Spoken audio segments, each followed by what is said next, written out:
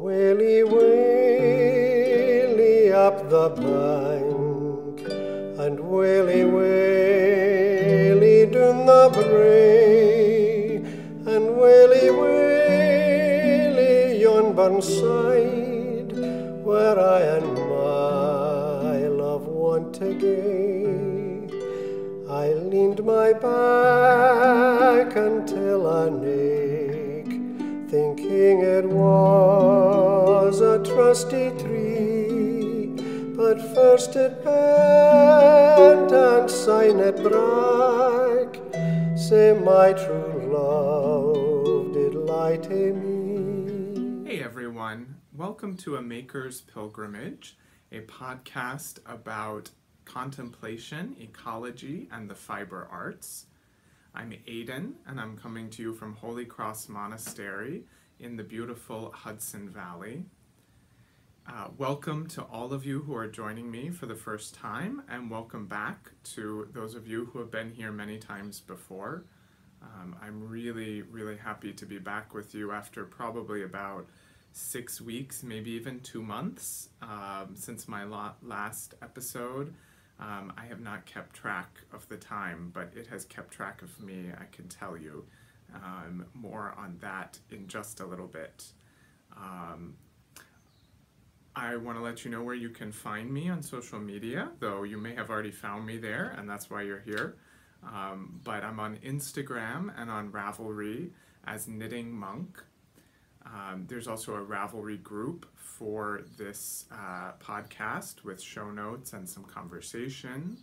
That website is in the link below the video here, in the notes below the video here. And you can also find my monastic community at holycrossmonastery.com or on Facebook at holy.cross.west.park. So, after all of that, where am I? It has been a while since I have podcasted.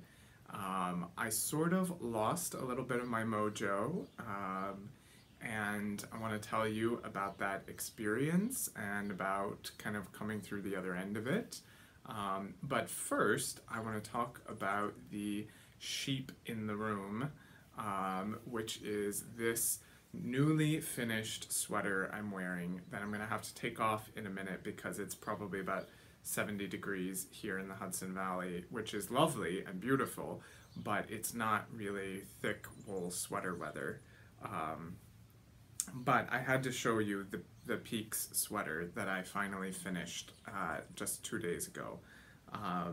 So this is, the pattern is called Peaks, because you see it's like the motif is these mountain range kind of things.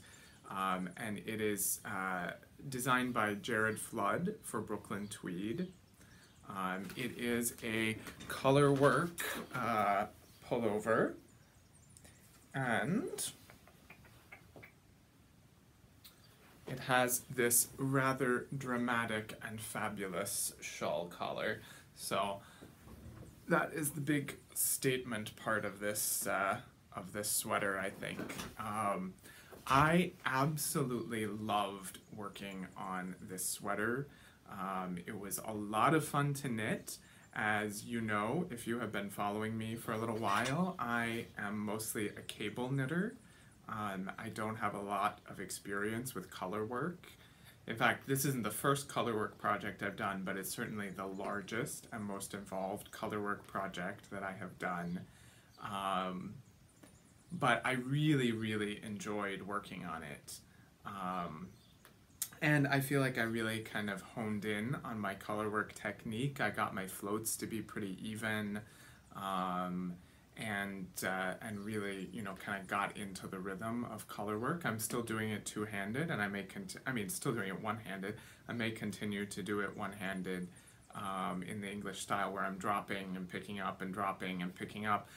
I didn't actually find that annoying on this project, and I wondered if I would, but I didn't. So just to tell you a little bit about my process with this sweater, this is a real example to me of ecological fiber arts, because I saw this beautiful version of this sweater on Instagram, and I thought, oh my gosh, I really want to make that. But I didn't want to buy any yarn for it. So I looked through my stash, and I had the Cable Monster sweater that even though I tried to give it away a couple times, didn't come through. So I thought, well, I could rip out this sweater and reuse the yarn. It's this beautiful dark blue here. But I didn't have enough of a single color for a contrast to it. But I had several different shades of natural undyed yarn left over from various other projects. And the idea came to me that I could do a kind of an ombre effect with those. So I swatched it, and I really liked the way the swatch came out. And I decided that I would do that for the whole sweater. So that's really what I've done. I'll show you again. You can see, starts off, these two layers at the bottom are a kind of dark medium brown color. I think it's a Romney, maybe. It's from an Orthodox women's monastic community in New York State, and I can't remember. They're called the Holy Myrrh Bearers, but I forget what this yarn is called. Then these two pattern repeats here are a Shetland blend from A Wing and a Prayer farm. Her natural, it's called, I think, the Boy Band or something like that. It's a beautiful, really soft, lovely Shetland yarn in a kind of a lightish gray-brown color. And then I moved into this light gray color here, and that is 100% merino undyed from Beaver Slide Dry Goods in Montana, I think. And then I came back to the Shetland up here for this one little top repeat. I could not be more thrilled with the result of this. I love the way the colors kind of blend into one another there and go from dark to light, and then just a little bit of dark up at the top again. So number one, like, it was great that I didn't have to buy anything, that I used only things that I had on hand. Number two, that I was using up leftovers. Number three, that you know, I noticed that my the creative impulse to do the ombre came not from looking at what do I want to make in an abstract and then getting the materials together, but it actually came from looking at what do I have and what is the opportunity in what I have. And I think so often we can look at our lives, whether it's our finances or our fiber arts practice or our relationships or whatever, we can look and see the scarcity very easily. What do I not have enough of? And we could allow that to really discourage us. And sometimes if we look at instead at what do we have and think, how can we work from this? How can I work from what I have? What's possible from what I have? Then creative solutions that we wouldn't even think to look for really come to the fore. So I would never have thought in the abstract of doing an ombre with this pattern. But I was able to look at the materials I had on hand and to say, okay, I'm going to use what I have. And then the idea came to me. And to be honest with you, I like it better even than the samples. And I don't say that to toot my own horn, but just to say that the solution that came to me feels authentic to me. It feels rich and creative, and like something genuinely new came out of it. So my own creativity came together with the pattern designer's creativity, came together with the limitations of what I had on hand, and created something genuinely new. And so I just kind of wonder, like, how can I apply that lesson more broadly in my life to look at what I have rather than to look at what I don't have or what I need, Now, that's not to say that there isn't real scarcity that people have in their lives and that they need to just learn to work with it. That's not necessarily true. I mean, there are a lot of people who have real scarcity in their lives that are issues of injustice and inequality, and we need to remedy those things. Or just like have relationships that are not sufficient to meet our emotional needs, and we need to work toward balancing that out too. So I'm not saying just get over, insufficiency, but I am saying, there can be a real creativity that comes forth from it. So that is the Peaks sweater, and I just could not be happier with the result. So give me 1 second, I'm going to change out of it, and I will be right back. Voila, magically out of sweater, I'm back with you. In a much more comfortable t-shirt that is ready to wear. Sorry, I did not make this myself. But I thought I would also show you that even after knitting this sweater, this Peak sweater, I have this, which is probably 2/3 of a skein of the yarn, the dark blue yarn, Briggs & Little Regal, left over. Plus, I have this whole front of the sweater left that I can still rip out and work with. So I am planning, actually after this experiment, I'm planning to rip out a few more sweaters that I have that I don't particularly love at this point in my life, and rework them into something that I do really love. So that is kind of on my radar. I'm really enthusiastic to do that now, because it's like, why continue to hold on to things that you don't particularly love, and yet the yarn is really nice, and I could turn it into something I love, and then I don't have to buy more yarn. I know that's a strange thing for a knitter to say, that I don't have to buy more yarn, but I really, really love, when possible, to make do with what I have, and as I said, to see what kind of creative solutions emerge out of that. So along those lines, I am putting that philosophy into practice with my sewing practice as well.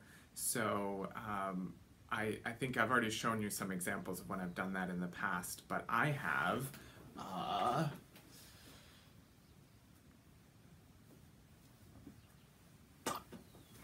a stack like this of old t-shirts, well actually not even that old, they're in excellent condition t-shirts that one of my brothers was getting rid of, and they are a couple of sizes larger than I wear, so I'm going to use them to start practicing sewing knits.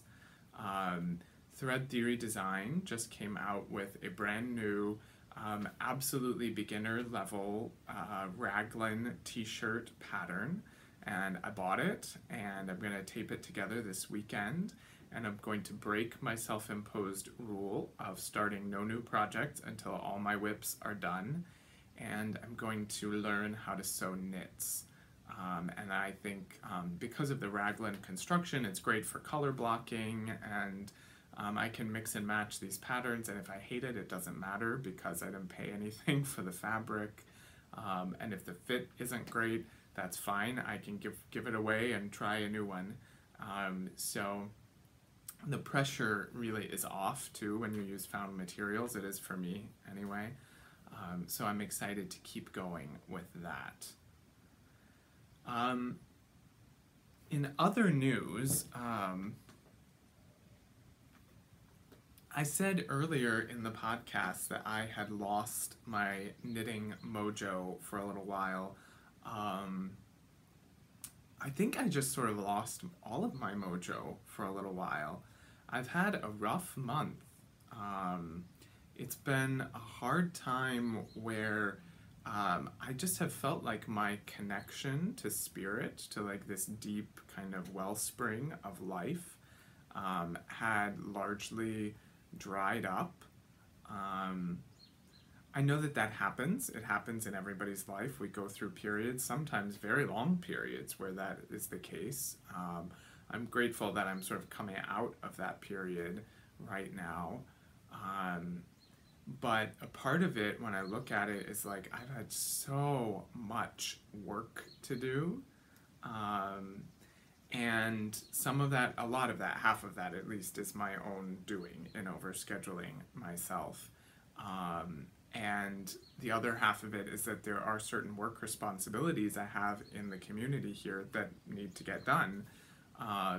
So what I have done is taken those work responsibilities and then added to my plate all kinds of creative things, so that I could have my creative outlets in addition to the work that has to get done. What that has meant is that at a certain point, all of the creative work began to feel like it was just work rather than creative. And I think I've shared with you before, I mean, I know I talk a lot about perfectionism and that kind of thing. I talk about it because I struggle with it. I talk about the drive for success and achievement and accomplishment, because that is a struggle that is very real for me. And it's really easy for me to take what is a creative pursuit and turn it into something I'm going to achieve, and to look at my knitting or my sewing or my gardening or my writing or my retreat leading or whatever, and look for signs of success that tell me that I'm worth something. So I really got into a slump with that in the last month. And I think part of what brought me out of it was I just sort of let my natural rhythm take over. At a certain point, the ambition exhausts me, so that all I can do is what I want to do in the moment, as opposed to what I think I need to be doing. So I've taken a lot of time, particularly in the last 2 or 3 weeks, to be out in the garden. And it has just given me life, y'all. It has given me life. To have my hands in the dirt, to watch these little plants that I put in last year coming back to life, to see the beauty of the flowers again. It really, oh my gosh, I always forget in the winter. I mean, I love winter, but I always forget how much my connection to the earth is really at the center of my identity and my sense of well-being. And by the time spring comes around, I'm really kind of dragging. And it's like this every year. This is a natural rhythm that I go through. And I still forget about it every single year. So I have loved being back in the garden. I know a lot of you garden as well, so I'm putting at the end of this episode pictures and maybe a little bit of video of the gardens over the course of the early to mid. We're probably nearing late spring now.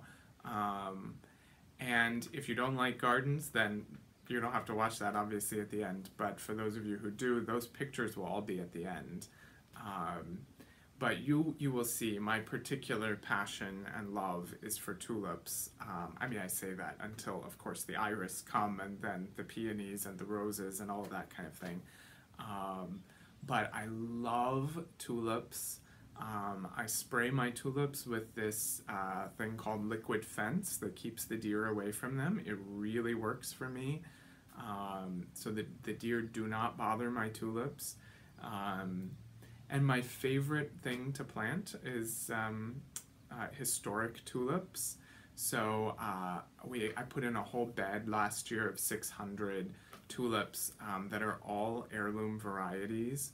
And I compared that to a bed of 200 tulips I put in that are all newer hybrids. And the newer hybrids are beautiful from a distance, but when you get up close, the individual tulips are not that spectacular. The historic tulips each one is so rich and individual on its own. And then taken in a big planting, they're also extraordinary. So, you know, I probably paid for 600 tulips the same amount that I could have paid for 3,000 tulips, if I had gone with a cheaper, newer hybrid version, but it's absolutely worth it. Every single penny worth it. The most beautiful tulips I've seen. So that's my own little passion there for the tulips. And if you're interested in finding out more about the tulips, I order from, and I order a lot more than just tulips from them, but I order from Old House Gardens in Ann Arbor, Michigan. This is a company that I'm in love with, and they don't pay me, they don't give me a discount or anything like that. I am telling you about them because they are probably the single best business that I have ever ordered from. They know me by name, not just because I order a lot from them, but I think they know most of their customers by name.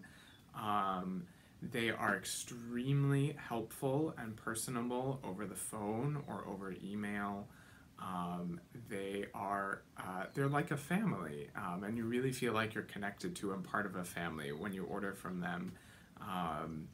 And I have to say that their bulbs are the best bulbs that I have gotten. And I've ordered from many different companies, but the quality of their bulbs is extraordinary. So I highly recommend them. Highly, highly, highly recommend them. But so I started talking about the garden as a part of losing my mojo, and I'll get back to the mojo piece.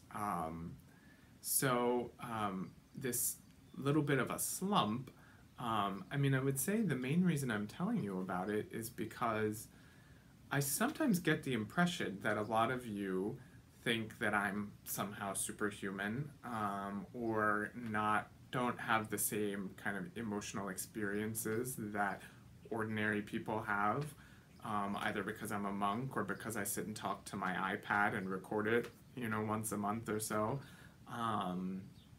or because I'm articulate. None of that is true.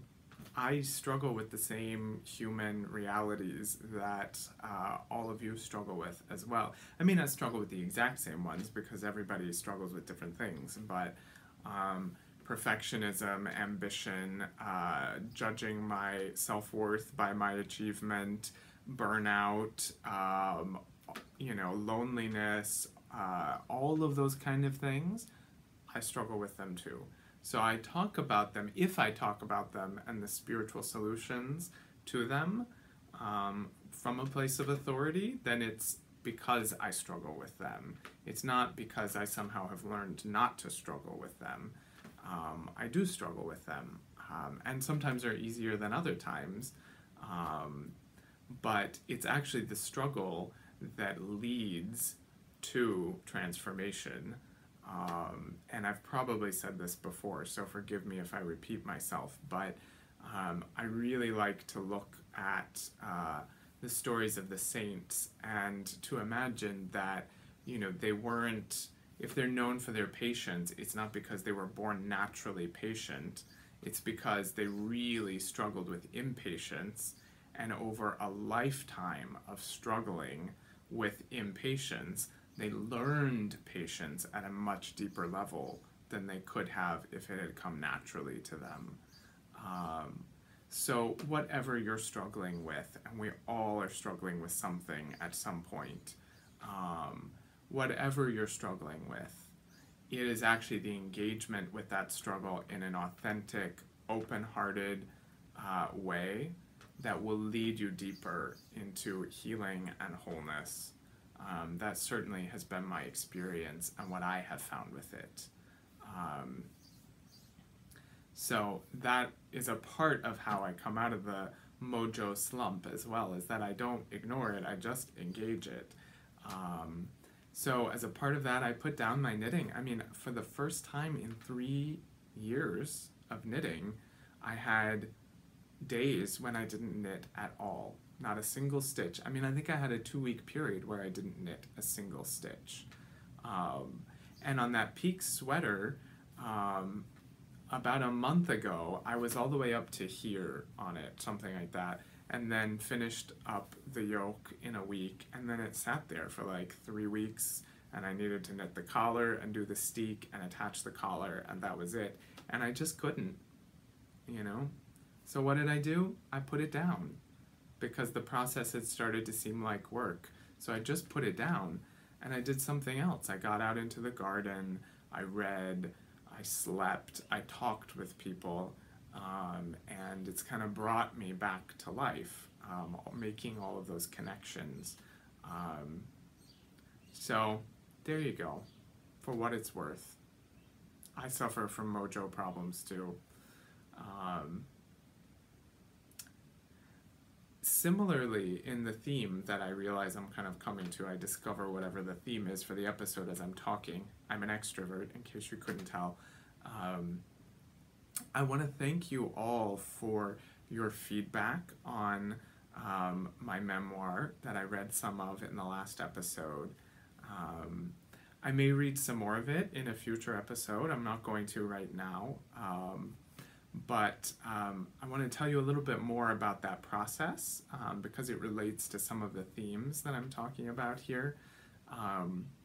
So first of all, I just really appreciated the feedback. It was overwhelmingly encouraging and positive.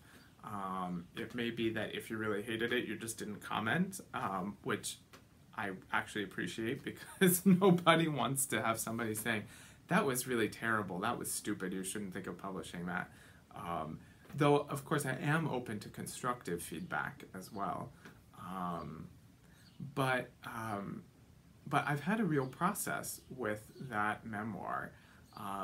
So I started writing it, and again, this may be repeat. If it is, I apologize. I don't really remember what I said in my last episode about that book. But I had a vision several years ago while I was in seminary as a part of a shamanic breath work workshop that I was a part of. And I was skeptical of that process, but it did lead me to have this very powerful vision that kind of spoke to experiences I had had in the past, and also has kind of shaped some of my experiences since then and my understanding of them. And after I came to the monastery, I wrote down the vision as a poem, as a long-form poem. And I gave it to several people to read, and one of them said to me that he thought I needed to write a commentary to go along with the poem, because it was dense and it was kind of beautifully written but hard to understand in some sense. So that gave me the idea for this memoir, and I thought, well, the commentary for the poem is essentially the story of my life. So I just started to write that, and I heard from a memoirist actually that if you write it, it will heal you. If you write down your experiences, if you write them out in a creative way, that process heals what needs to be healed in those old experiences. So I entered into that with this memoir, not with an audience in mind or with a vision of publishing it in mind. In fact, when I started it about 3 years ago, I worked on it for about 6 months, and then I came to a place where I was thinking about an audience and publishing and all that, and I just had to put it away for another 6 months because that wasn't the point. So at the end of the day, I wrote this book that is, it traces my life from childhood to the present, really dwelling, and I didn't read these parts to you or anything about this last time, but I really dwell at some length on the darker experiences in my life, not as a way of kind of wallowing in them, but looking for the meaning in them, looking for the seeds of transformation and healing that were present even then, tracing how those experiences actually opened my heart, softened my heart to love more fully and more easily than I might have otherwise. Which is not the same thing as saying I'm glad that they happened, but it is the same thing as saying, you know, these things that I didn't have a lot of control over, some of them I actually did have control over and I chose poorly, you know, but these things that I either chose poorly or didn't have any control over, I can't go back in the past and change them. So how can I allow the experience of them to shape my life in a positive way now? And so I kind of traced that through the book, and I have gotten a lot of healing and deep insight into who I am, into who God is in my life, and how all of that has worked together to bring me where I am today. I've been able to let go of a lot of those dark things after having written about them. So it's really been a very powerful experience to write it down. And then to begin to share it with other people also feels really liberating. So I shared it with one of my brothers, and he read it and he said, "You could never publish this because then people will know all of these really vulnerable things about you." And what I said to him was, yeah, there are no secrets left. There's nothing to hide. I'm just transparent. And to be transparent, for me, is the goal. To be just honest and say, this is who I am. These are the experiences I've had. This is the meaning I have made of them in this moment of my life. I had a spiritual director who said that forgiveness was no longer wishing the past were any different from the way it was. That forgiveness is no longer wishing the past were any different from the way it was. Not expending that energy on wishing things were different than they were. So, you know, for instance, my father left when I was a kid and he wasn't around. That's had dramatic impact on my life, but I no longer wish that it were different, which is, again, is not the same thing as saying it's good that it happened, but it is saying it happened, and I accept that it happened, and I accept, too, that I wouldn't be the person I am today. I wouldn't love the way that I love if it hadn't happened. So that is what part of what this process of the book has been for me. Now, that being said, as soon as I finished the first draft of it, and I've now edited it based on feedback from some people, and added in and changed a few things here and there, I went into like hyperdrive, ambitious achiever mode, where I was going to get this thing published and it was going to win all kinds of awards, and, you know, the crazy began up here, as if somehow that would be a statement of my value and my worth as a person. And that was also a big part of the spiral of the mojo. So I actually, like, finally came to a place where I just said, you know what? I'm going to chill here. I'm going to take things slowly. And I feel much more detached from the process now. So I would like to publish it at some point. But that may not be right now. It may be that it will actually be better to wait, or to let it happen in a more natural and organic sort of way. So I am doing my part in that. I'm not just sitting around waiting for somebody to come to me and say, I want to publish that book. You know, I'm sharing it with people. I'm making connections to people, but I'm not sure that I'm going to do a lot of cold submissions with it and send it to agents and publishers and that kind of thing cold, because that's a lot of energy and work, and I just get all worked up when that happens.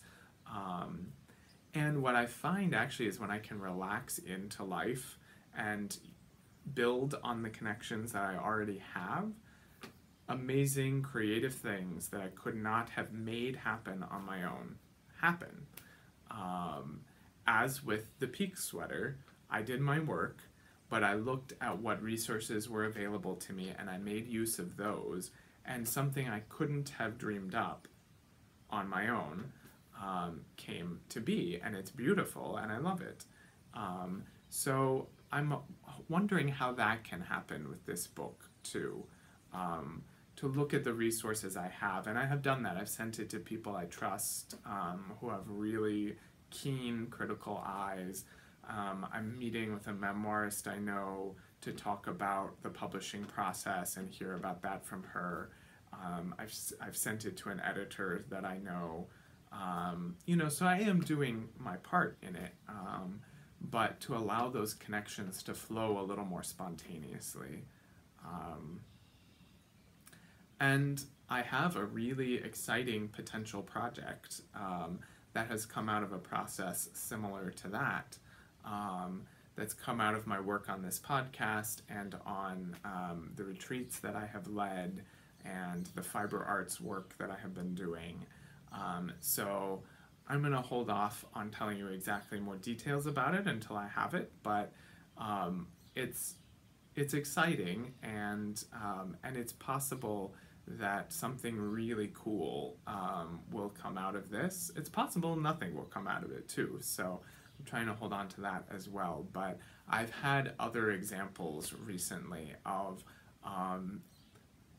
exciting, creative, engaged, thoughtful work being offered to me or solicited from me in ways that I couldn't have planned or asked for. So I want to be open. I want to have a posture of openness rather than like forcing a solution. I used to go to Al-Anon meetings, and my sponsor would tell me, figure it out is not a slogan. So figure it out is not a slogan. Or as someone on my recent craft retreat who watches the podcast said, told me recently, let go or be dragged. Yeah, that's pretty much it. Let go or be dragged. So I'm choosing to let go right now and trust that, by paying attention to the cues in my life and the promptings of my spirit, that I will end up where I need to end up with all of this. And I'm grateful to all of you for the encouragement and for being along on the journey. So thank you for that. Just two other quick things I want to touch on. One of them is fiber related, one of them is not. But some of you have asked for updates on my ordination process. By the time I record another episode, I will be ordained a priest, unless something really dramatic and unexpected happens between now and then. My ordination is planned for Tuesday, June 5th at 11 o'clock in the morning here at the monastery. We will be in our what we call our annual chapter meeting, which means that all of the brothers from our 4 houses will be here at our monastery for a week to conduct business and build fellowship and all that kind of thing. So all of my brothers will be here or almost all of my brothers will be here for the ordination. My mom is coming up, my godmother's flying in from LA, one of my good friends from college who lives in London is going to be here. I have friends from the city, friends from Syracuse, my little godson, so all kinds of people from my life. The priest who baptized me when I was a little boy and was the rector of the church I grew up in, who has been a really big influence on my life, he is going to be here for it. So it's going to be a really exciting celebratory day. And please send me prayers or good vibes or light or love or whatever practice you have.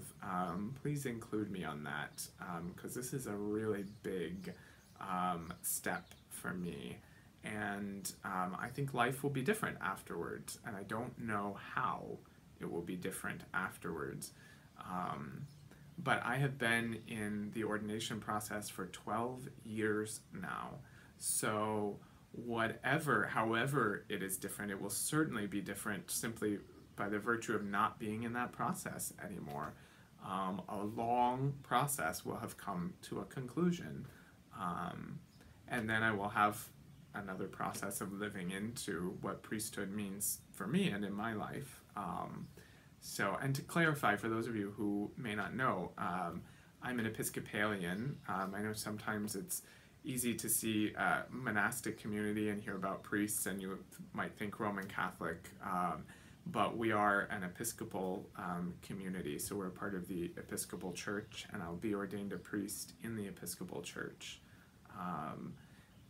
Most famous recently for our presiding bishop, Michael Curry, who confirmed me when I lived in North Carolina, will be preaching at Prince Harry and Meghan Markle's wedding. So you'll get to, if you're watching that, then you will hear the head of the Episcopal Church preaching, and he's an extraordinary preacher. So, but anyway, that's just a little bit about my ordination, and I can share more about the actual day with you the next time I podcast, because it will have happened at that point. And then the other thing I wanted to let you in on is some of you have heard me talk about, and you probably are familiar with on your own, Katrina Rodabaugh, who is a slow fashion activist and a brilliant fiber artist. She does a lot of visible mending and natural dyeing. She's written a children's book, I think. She lives about 45 minutes away from us here in the Hudson Valley, and she is going to be leading a natural dyeing workshop here at the monastery. It is Friday, July 13th through Sunday, July 17th. No, that doesn't make sense. 15th, July 15th. I hope I got those dates right. I'll put them down here on the bottom. But it's a Friday to a Sunday that weekend in July here at the monastery. The group's going to forage for dyeing plant materials here on the property. And there may be some food scraps and that kind of thing that get used as well, like avocado pits or onion skins. And Katrina will walk you through the whole process of natural dyeing on natural materials, silk, cotton, linen, cashmere, those kind of things. She came here to the monastery to look at the property and to meet me. She is extraordinary. I mean, what a ray of light she is. She's really... she's cheerful without being annoyingly chipper or anything like that, in a really genuine way, and a very grounded presence. So as people who work with plants tend to be. So I'm really excited to welcome her here to the monastery. I'm hoping that I can participate myself in the workshop. She's asked me to talk to the group about craft and spirituality, so I will definitely make at least an appearance for that. The cost of the workshop is $400. That includes all of the supplies, all the meals, and the accommodations here at the monastery. You can find more information at our website, holycrossmonastery.com, under Guest House and 2018 Retreat Programs. I'll also include a link in the show notes in the Ravelry group and in the YouTube notes below, so you can sign up for that if you want. Spaces are filling up, so if you think you might want to do that, I would go ahead and register now, because I don't anticipate that we'll have a lot of space left soon, because it's only a month away. Well, no, I guess it's 2 months away. So anyway, I didn't think I was going to have that much to talk about, but it's almost 45 minutes now. So thank you very much for tuning in. Thank you for your comments and your questions and your enthusiasm. This podcast, as I've said, is a really important part of my life, and I really value the opportunity to connect to all of you. I'm sorry I can't always do so in a super timely manner. I've noticed a pattern for myself that right after an episode of the podcast goes up, I respond regularly for a few days to comments, and then things tend to lag. And so, I apologize for that. The podcast is really on my mind when I'm making it, and then for about a week afterwards, and then I've kind of gotten involved in other things and really focusing on those. I still read all the comments, and they really do mean a lot to me. So if I don't respond directly, I've still read it and really appreciate it. So that is all to say, again, thank you for tuning in, and I look forward to connecting with you in whatever way that happens. Until then, be well. Sleep I can get nane, for thinking, oh my dearie, I walking oh. When I sleep I dream, when I walk I'm eerie. Sleep I can get nane, for thinking on my dearie, I walking oh, walking I and weary. Sleep I can get nane, for thinking on my dearie, I walking oh. Lonely night comes on, oh, the laver sleeping. I think on my bonny lass, and I blear my een way weeping. I walking oh, walking I and weary. Sleep I can get nane, for thinking, oh my dearie, I walking oh.